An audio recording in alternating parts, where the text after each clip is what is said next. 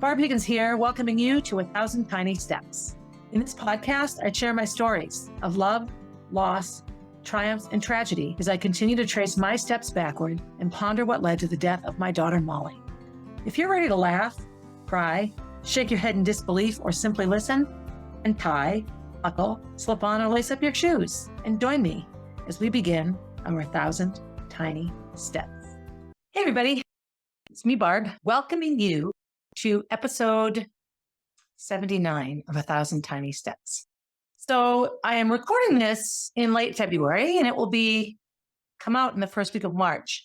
So I'm going to say happy spring. The month of March is one of my favorite months, or it was for most of my life. The reason why I love March is because spring is coming, for one thing, and the days are getting much longer. And now daylight savings actually starts in March. And in my religion, which is the Baha'i faith, I don't attend a lot of Baha'i functions. I'm a very independent thinker and prefer to worship alone. At any rate, Nowruz is coming, and Nowruz is the new year. The Baha'i calendar starts and finishes at spring. The first day of spring is the new year, which makes sense when you think of everything coming alive. And Jack's birthday is March 20th, so he was born on Nowruz, which is kind of exciting. And it's the last day of the fast. So every religion has some sort of fast, whether it's Lent or Ramadan. So in the Baha'i faith, the fast is the first 19 days of the month of March.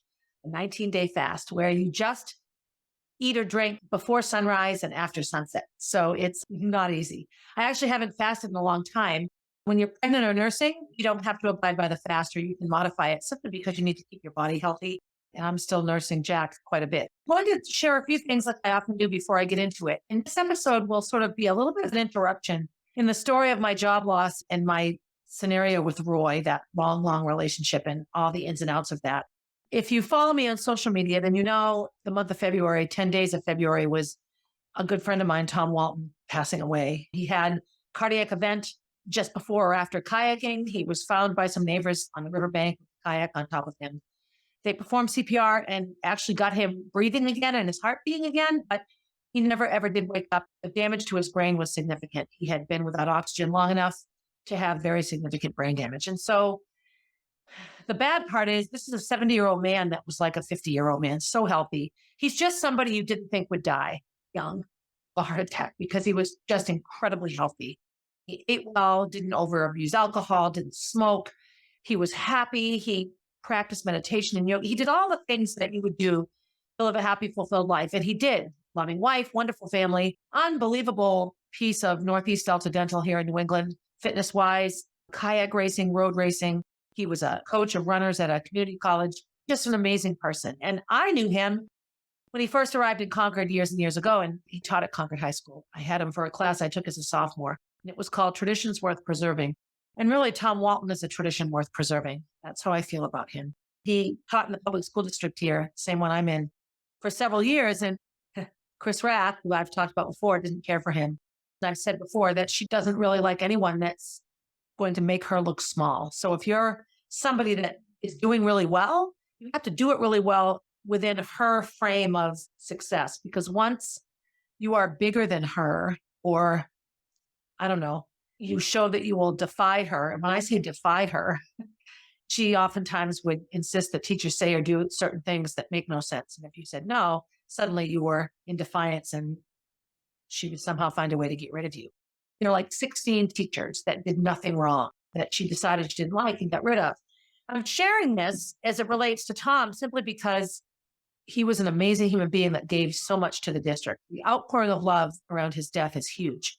And according to Chris Rath, he was somebody that shouldn't teach in the district and shouldn't be around kids. And she just, had him resign, just like she had me resign, way before he should have. That's hundreds of thousands of dollars of retirement and Social Security that you would be putting into the system. As a teacher in New Hampshire, it's all the same as a state worker. We get good health benefits. I got good health benefits and retirement and all of the things that go along with a job in the public, whether it be state or local. When that was about 5 years or 6 years before it happened to me, I remember running into him after I lost my job and him just sitting with me and just really understanding what I'd gone through and what it was like.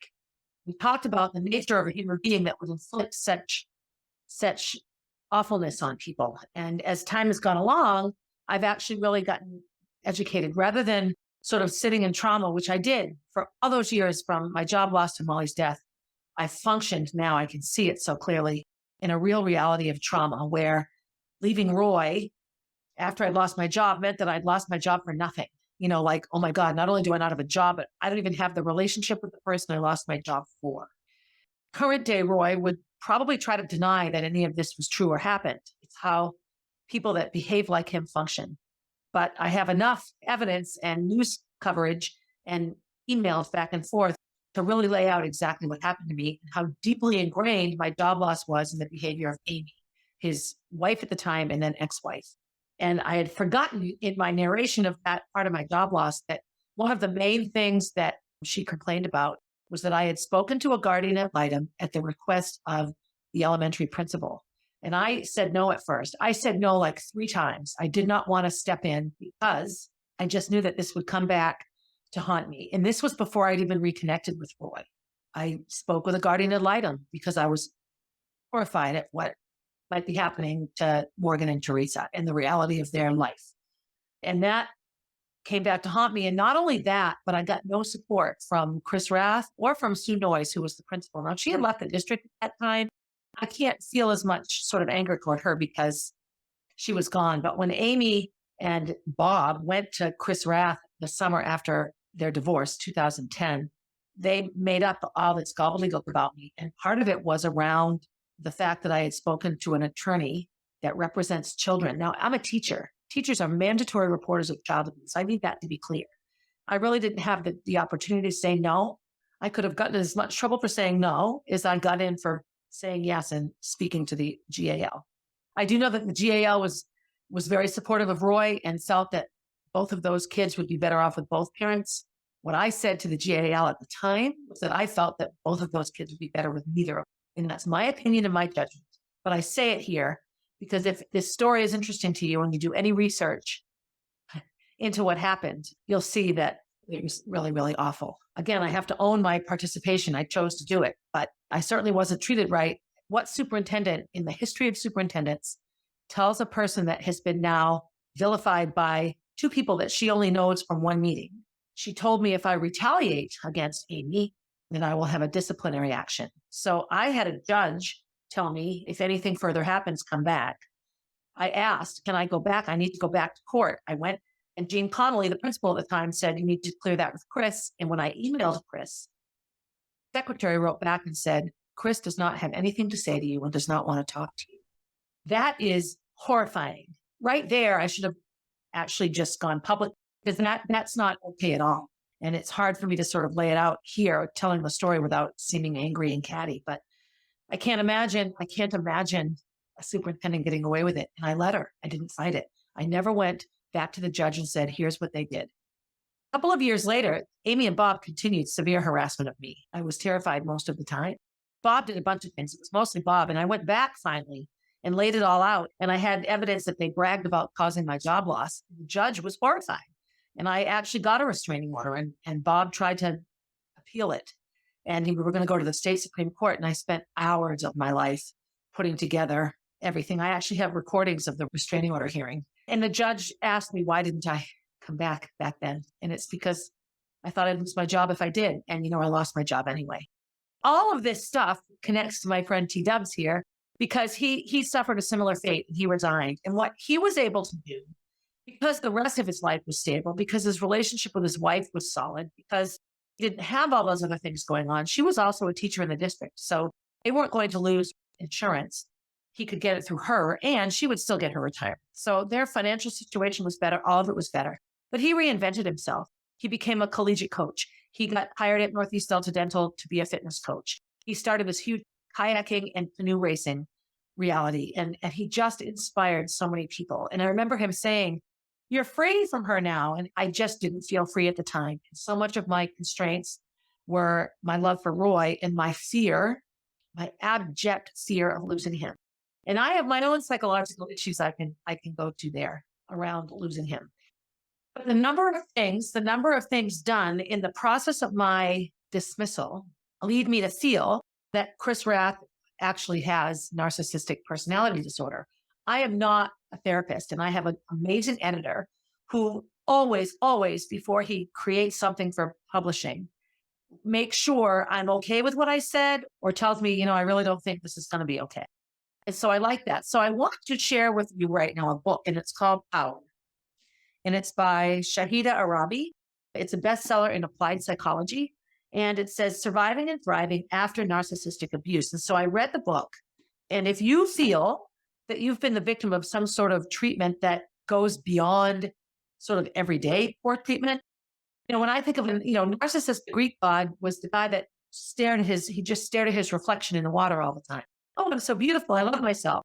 So people with narcissistic tendencies can be very self-centered. We think of narcissists as people that just think they're wonderful. That's a very small piece of narcissistic personality disorder. The bigger pieces of the actual disorder are how they turn that around and treat other people. Things they do to maintain the illusion that they're the best, that they're better than everybody. And I don't want to spend a whole 35, 40 minutes talking about that, but I do want to clarify that I wouldn't throw things about, to describe Amy, to describe Roy, to describe Chris Rath, to one day talk about my friend Robin, my ex-friend Robin, or to talk about Lenora, or to talk about Stephanie. I have a long list of people that fit a lot of the descriptors in this book. And it's horrifying to some extent that I just seem to jump from the frying pan into the fire over and over again. And so I've done as much research as I can on myself and what's wrong with me, what's broken in me, that these are the people that I'm drawn to, and not drawn to, but that I go to. I feel like I'm a moth or a butterfly around a light. It kills them, but they stay there. They don't fly away from it, even though every time they touch it, they get burned. And I think, okay, what is it with me that I do this? So Tom's very early death has devastated me, like they do. Mr. Luty's death devastated me. Mrs. Luty's death devastated me. And I have a very hard time. And now that Molly's gone, any death is a bit of a trigger, which is also incredibly normal in people that have lost children, especially. But anyone that's had a traumatic loss, any similar loss triggers your own again. And so, of course, I go right back into that, no, panic stricken. This can't be happening. And I get very sad, and it brings me back to times that I knew these people and all of the memories. And I have a lifetime of memories with Tom Walton. I met him when I was 15, and he died, and I'm 59. 44 years, that's a long time to know somebody and then have them go. To be clear, in the last 10 years or so, and especially since Molly's death, I haven't seen Tom at all, except here and there at road races or at cross-country meets when I was coaching in Bow. But whenever we do see one another, always a big hello, always happy to see me, always 50 questions about how I am, how's Kenny, how's Gracie. After I had Jack, I ran into him at a road race, and he's like, well, look at you, and it was sort of this big, of course you'd have a baby at 57, you'd be the one to do it. It's a big loss for me in the sense that he's one of those background people, my balcony people, as KK would say, people in my life that I might not see all the time, but that I rely on in my thoughts and in my emotions and when I'm thinking. And so now he'll be a spiritual member of my spiritual team as opposed to a balcony person, somebody here on earth that I include on that team. So I wanted to share that a little bit just because I feel like it's important. I just finished editing the book, the memoir that Virginia wrote. And about a week and a half ago from now, mid-February, I spent an afternoon editing it. And it was a chunk of the book that was incredibly difficult. It was Molly and life support, unplugging her, the funeral, all of that. And so after that, I had Kenny go and get drinks. We had alcohol. And I haven't had any alcohol since New Year's, and I haven't had any since this time. So I don't want to get back into that lifestyle at all. And I was pleased that the drinks didn't make me feel like I didn't feel better at all. At any rate, I finished that book. And so this is one piece of the catharsis and the moving through everything that I need to move through to really live my best life in the absence of Molly here on earth.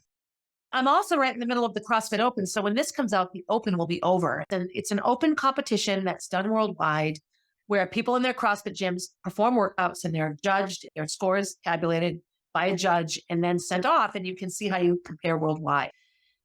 Like everything for me, parts of me that are insecure, which is a lot of me. I'm always looking for ways to prove to myself, not others. I realize now it's not about other people. It's about me. That I'm fit or that I'm young or that I'm healthy. And oftentimes I haven't really taken good care of myself. So at the end of week 1, I finished 31st in my division in the world out of about 2,000. So that's not bad.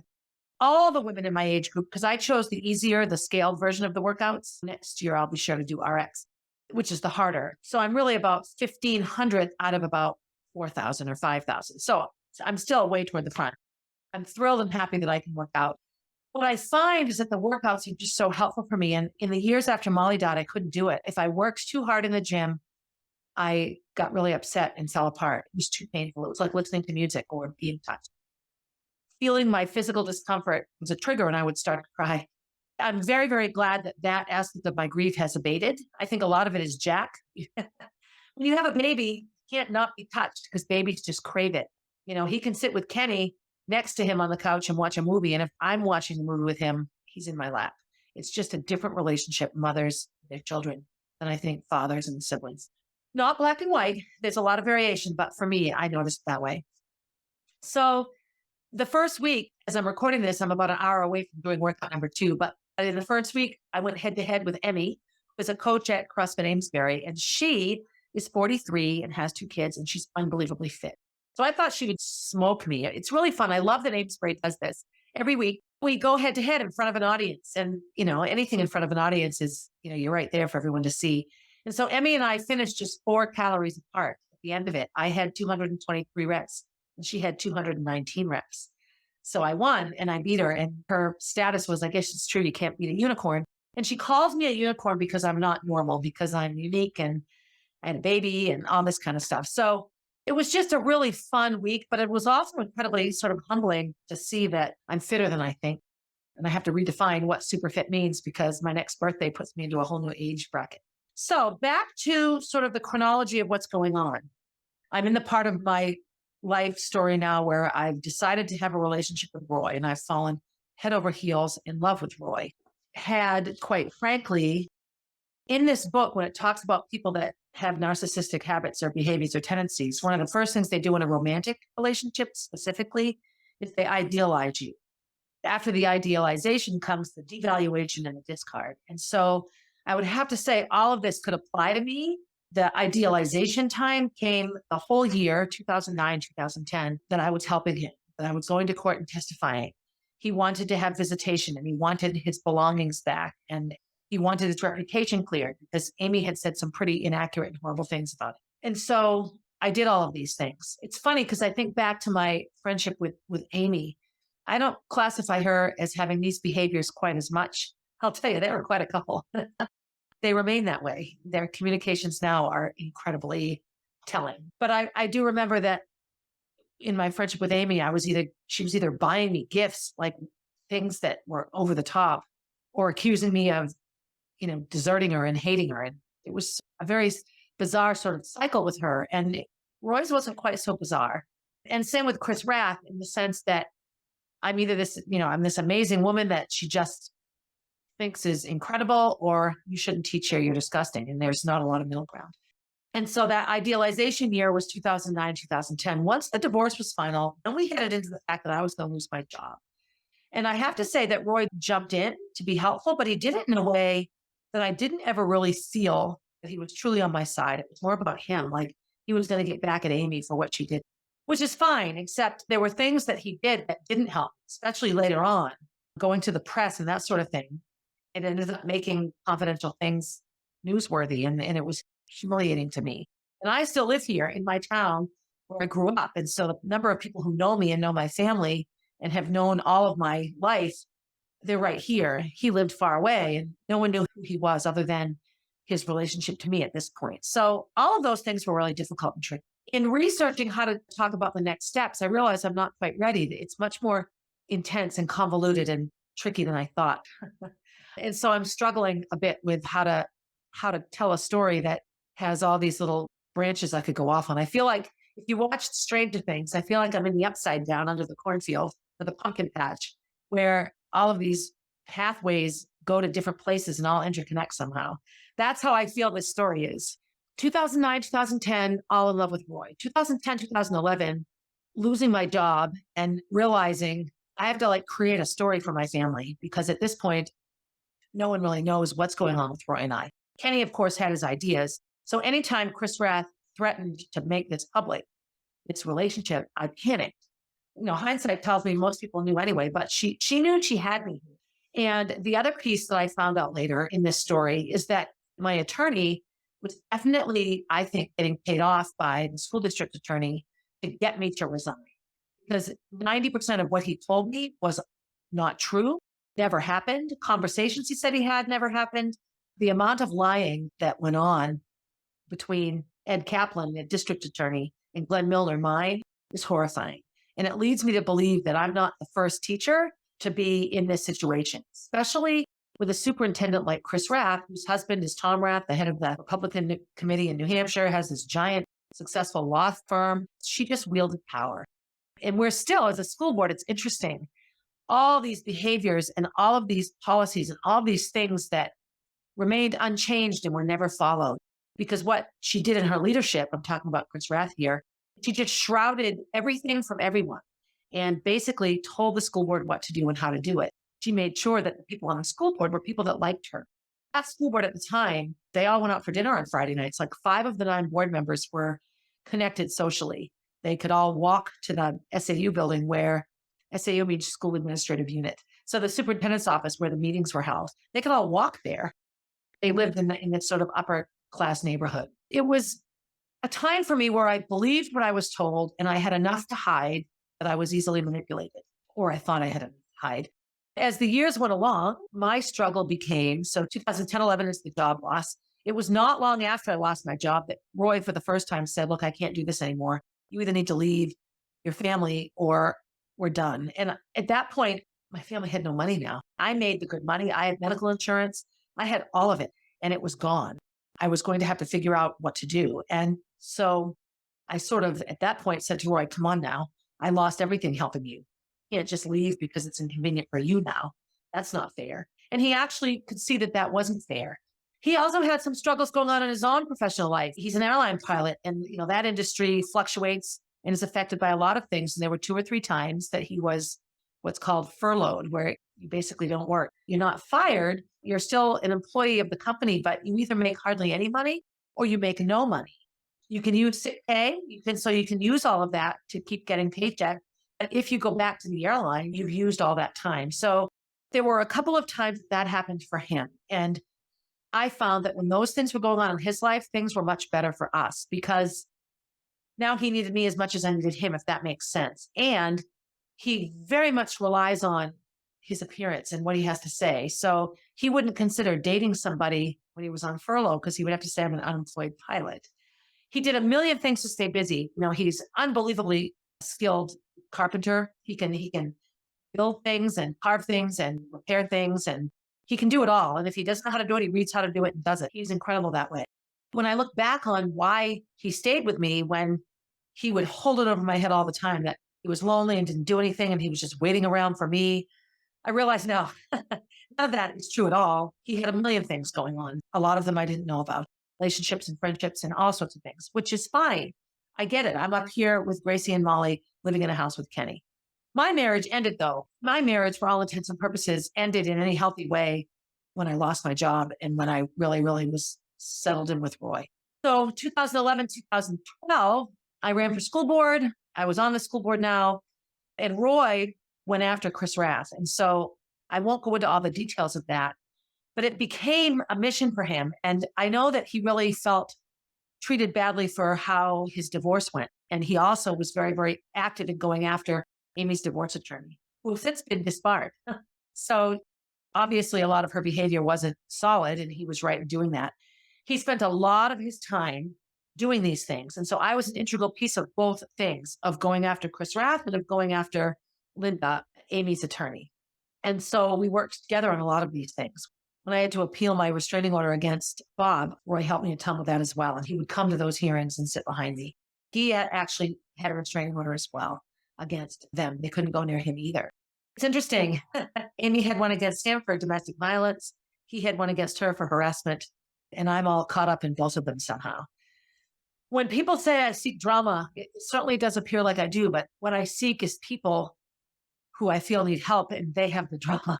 And I jump right in. So it doesn't mean I'm not seeking it either. There's a part of me that thrives on that kind of stress. And I think a lot of it goes back to how I was conditioned as a young child, when I was constantly living in stress. I was constantly having to balance and make sure everything was okay.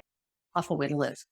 The other thing that sort of ties into this aspect of my story, and I can't share any details at all about this, it's because I'm a school board member, but in our district right now, We have a teacher who he dresses very androgynously. So here's how I'll describe it. Sometimes he wears jeans and hoodies. Sometimes he wears, slacks and a button-down collar shirt. Sometimes he wears these beautiful linen suits, and sometimes he wears dresses. He wears it all. He's an artist and an art teacher. The kids love him, and nobody has an issue with his clothing and how he dresses, except one very scary parent. And I say scary because he has quite a lengthy violent criminal history, is very, very angry now. So he apparently has complained to the school district several times about this teacher and the way he dresses, and that he thinks it's inappropriate and we have to change it. We have to tell him he can't wear dresses. Well, why? Why is wearing a dress a bad thing for a guy when women can wear three-piece suits? Now, this is Barb Higgins talking. I get very insulted when it's weird for a guy to want to be a girl or dress like one, but women can want to be like boys or men and dress like them all the time. It irritates me. It's not right. And this goes into all the gender issues that are happening right now. I don't want to waste my time worrying about what a teacher is wearing. I don't mean that in a way that makes it not important, but what a teacher wears is their business. And if it generates conversation, that to me is fine. This father assumes that because he's sometimes wears dresses that he must be a crossdresser or a transvestite, or maybe he's got some sick perversion, or maybe he's a woman or a man, but the fact that he's 6'4" with a beard means he should never wear dresses. I think we need to stop saying dresses only belong on women, quite frankly. Lots of cultures, the men wear dresses, robes, gowns, skirts. It doesn't matter. So this is a big thing right now. It's up in arms, people protesting outside the elementary school. So this teacher is being crucified publicly by the side that is against all this. And this father has enlisted the support of I can't remember the name of the group, which is probably better. I don't want to mention it here. They're linked to white supremacist sorts of things and very, very anti-transgender, all of it. They claim they aren't, they fight these things. And so his big issue is that if it were a middle school or a high school, he wouldn't care, but it's elementary school. And why should his 8-year-old come home and ask questions? I think it's a wonderful thing to come home and ask questions. And how you answer the question is at age appropriate. Hi, my art teacher wears a dress, but he's a guy. And my answer would be like, well, why can't, lots of cultures, the men wear dresses. Some people are very creative in what they wear. Sometimes I wear dresses. Sometimes I wear pants. Your clothing is your clothing. That would be my answer.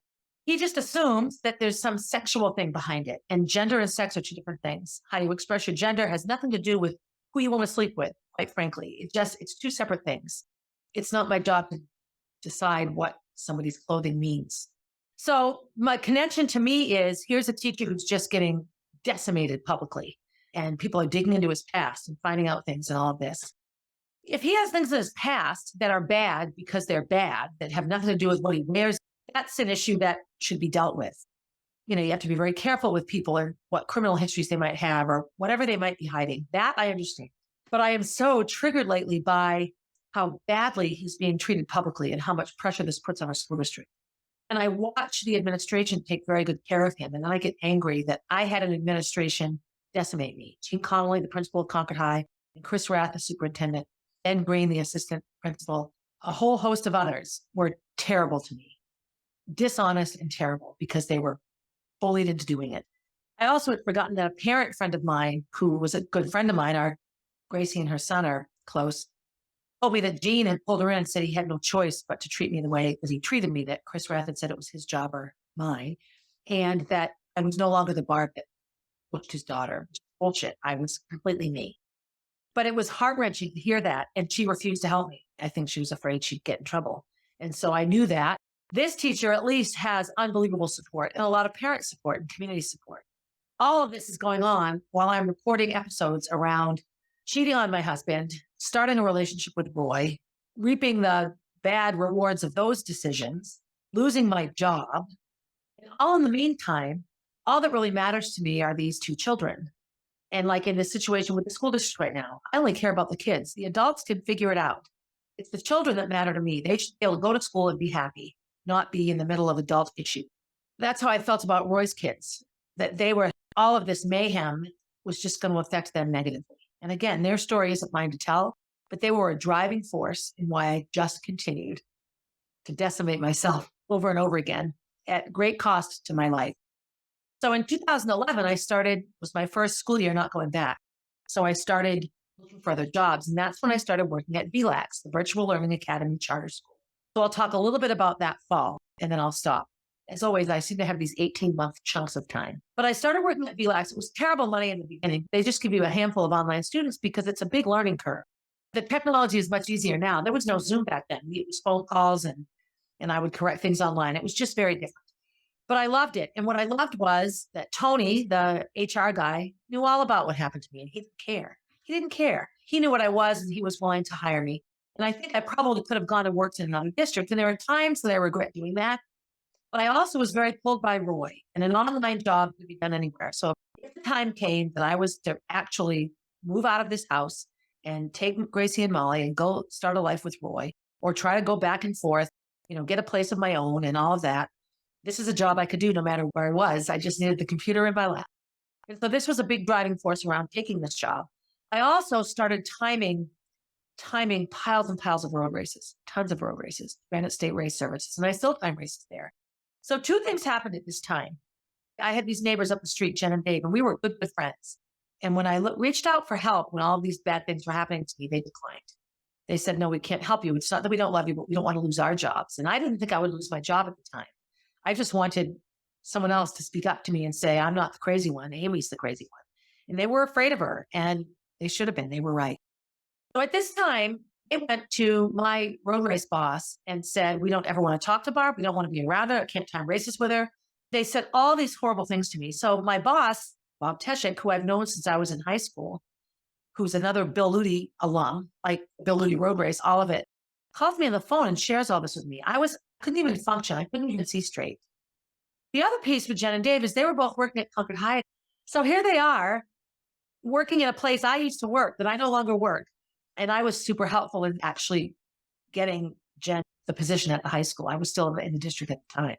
Her first fall at the high school was my last fall.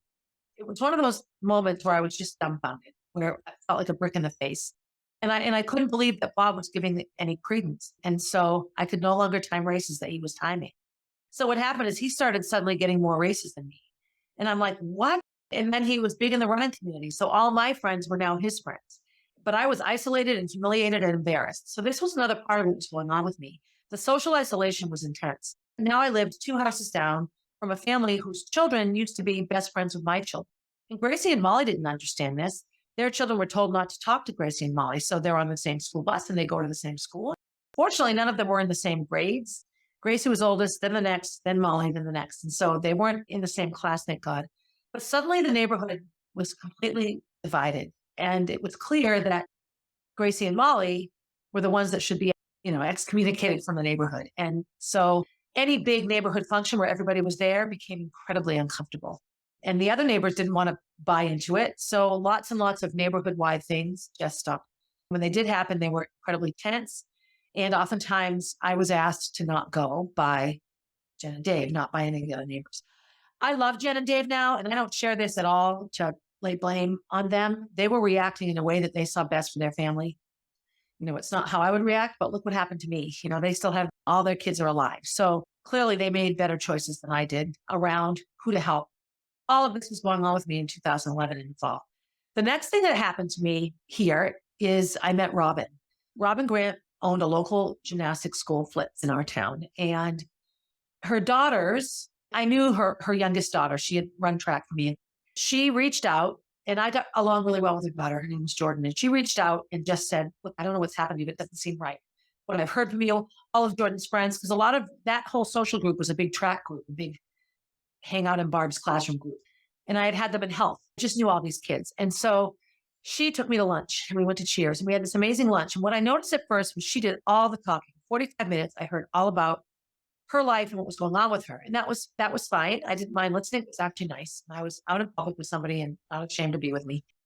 And then I told her everything that happened to me. And so she offered me a job. And how was I going to say no to a job? I needed all the money I could get. And it was something that would keep me busy. It would give Gracie and Molly gymnastics for free. And so I took it on. Fall of 2008, I'm doing my sabbatical. Fall of 2009, I'm entering school, having had my best school year ever. The fall of 2010, I'm 2 months away from never teaching in Concord again. The fall of 2011, I'm an online PE teacher. I'm a gymnastics instructor. So it's all fine. But I am making a third of what I made before, and I have no health insurance. So this is horrifying and bad. And Kenny is getting sicker and sicker and sicker. His insurance issues were different because could get Medicare and Medicaid and all that because of his kidney disorder. So it was sort of okay, but not really okay. Things were really falling apart. And during that time, my friend Tony convinced me that I should run for school board. So I did. I signed up to run. Only 2 people signed up and there were 2 seats available. So I was going to make it no matter what, but I still bought little signs and put them out and about. And I remember the 2 of us ran. It was all citywide then. And like 5,500 people voted for me. One person could have voted and I would have gotten it. That's how it was. The seat was there, but it was just such a show of love for me and support. And I had a lot of people tell me what a great idea it was. Chris Rath was not happy. So the fall of 2011, I remember I cried and cried a lot. Robin and I would work together in the morning and then she would leave and I would stay for like 2 more hours and I would do a lot of vacuuming and cleaning and organizing and getting things ready for the afternoon, things that she no longer had to do because she could hire me to do it. But I just remember feeling somewhat like, oh my God, I have a master's degree in education. I was making $70,000 a year ago. And now I'm making $10 an hour and I'm vacuuming a gymnastics gym, which is a fine. There's nothing wrong with doing it, but I was heartbroken. It wasn't my gym. I wasn't the owner of it. It was really difficult for me. What was good about that fall was I was swept up in my friendship with Robin, a lot like I got swept up with Roy, which I see now, looking back on it. I didn't see it then. And Roy had a very hard time with Robin because he just felt that she took me away from him. He wanted me to, I applied for 1 million Massachusetts jobs. I had job interviews in Massachusetts, 1 million, maybe 5 or 6. But my panic was that I was going to lose my house, that Molly and Gracie's life that I created for them would go away. And I didn't want that to happen at all. The fall of 2011 was tricky that way. I was dealing with my neighbors not speaking to me and watching Gracie and Molly cry and sob and just get treated so badly and feel like, what did they do wrong? And trying to explain that it wasn't their fault. I had my road race boss somehow believe the words of someone else that he'd only known for a little while. And I got him the job there. I got Jen the job at Concord High and Dave the job in the race timing company. And then they won't speak to me. And I'm just like, what? It was hard for me not to take all that really personally. And then I got hired at this online job and was surrounded by professionals that loved me. So it was okay. It was okay. The best part of all I think though was working with little kids in the gym and learning that my 2 years in gymnastics as a child all came back. And I was an effective and useful piece of that business and that life. So it's amazing how quickly things can fall apart and how one thing leads to another. And I thought at that time that was as bad as it could get. Little did I know. So anyway, if you have questions about anything I say around NPD, this book, Power, is super helpful. It really explains things. It was a lot like The Body Keeps the Score was for me. It was eye-opening and I had to put the book down several times. I actually haven't finished the whole thing because it's too difficult for me to read because I just feel foolish for having been tricked by this kind of behavior is how I feel right now. I have to get through that and process it. I'm going to end here. I'm going to head off to Battle CrossFit. It's another CrossFit gym that I'll be coaching at now. Thank you for listening. I'll end like I always do. Be good to yourself first. After that, be good to someone else. And as always, in the words of Bill Hubbard Jr., every day on the announcements, have a good day, everybody. Hey, thanks for listening and for supporting the podcast. Feel free to leave a review and to share my stories with your friends. Please reach out with your own stories. I love connecting with my listeners. If you want to see what I'm up to next, you can find me on Instagram at Barb_444, on Facebook as Barb Higgins, and at my website, 1000tinysteps.com. And while you're there, sign up for my newsletter, a weekly way to find out what's up in the life of Barb Higgins.